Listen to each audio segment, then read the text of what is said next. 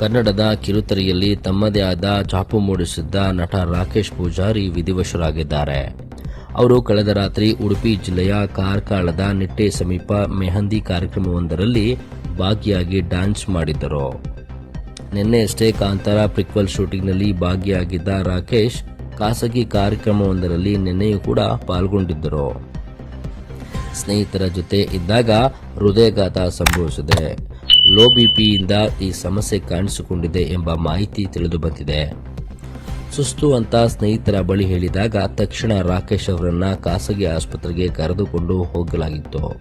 ಅಲ್ಲಿ ಅವರಿಗೆ ಚಿಕಿತ್ಸೆ ಸ್ಪಂದಿಸದೆ ನಿಧನ ಹೊಂದಿದ್ದಾರೆ ಎಂಬ ಮಾಹಿತಿಯನ್ನ ವೈದ್ಯರು ತಿಳಿಸಿದ್ದಾರೆ ಎಂದು ತಿಳಿದುಬಂದಿದೆ. ಇಂದು ಮಧ್ಯರಾತ್ರಿ 1 ಗಂಟೆಗೆ ಇಹಲೋಕ ತ್ಯಜಿಸಿರೋ ರಾಕೇಶ್ ಕೊನೆಯದಾಗಿ ದಸ್ತಕ್ ಸಿನಿಮಾ ಪ್ರೀಮಿಯರ್ ಶೋನಲ್ಲಿ ಭಾಗಿಯಾಗಿದ್ರು. ಅಲ್ಲದೆ ಇತ್ತೀಚೆಗಷ್ಟೇ ಆಕ್ಸಿಡೆಂಟ್ ಆಗಿತ್ತು, ಹೆಲ್ತ್ ಇಶ್ಯೂ ಇರಲಿಲ್ಲ ಎಂದು ತಿಳಿದು ಬಂದಿದೆ. ಸದ್ಯ ಕಾರ್ಕಳ ನಗರ ಪೊಲೀಸ್ ಠಾಣೆಯಲ್ಲಿ ಈ ಸಂಬಂಧ ಪ್ರಕರಣ ದಾಖಲಾಗಿದೆ. ಒಡೆ ಸಿನಿಮಾಗಳ ದಿನಾಕರ್ ಪೂಜಾರಿ ಮತ್ತು ಶಾಂಭವಿ ದಂಪತಿಗಳ ಪುತ್ರ ರಾಕೇಶ್ ಪೂಜಾರಿ ಇವರು ತಮ್ಮ ಶಾಲಾ ಶಿಕ್ಷಣವನ್ನ ಕೆಮ್ಮಣ್ಣು ಕಾರ್ಮಲ್ ಸ್ಕೂಲು ಮತ್ತು ಕಲ್ಯಾಣಪುರದ ಮಿಲಗ್ರೀಸ್ ಕಾಲೇಜಿನಲ್ಲಿ ಪಡೆದಿದ್ದಾರೆ. ರಾಕೇಶ್ ಮಂಗಳೂರಿನ ಖಾಸಗಿ ವಾಹಿನಿಯಲ್ಲಿ ಪ್ರಸಾರವಾದ ಕಡ್ಲೆ ಬಾಜಿಲ್ ತುಳುಕು ಕಾರ್ಯಕ್ರಮದಲ್ಲಿ ನಟಿಸಿದ್ದರು.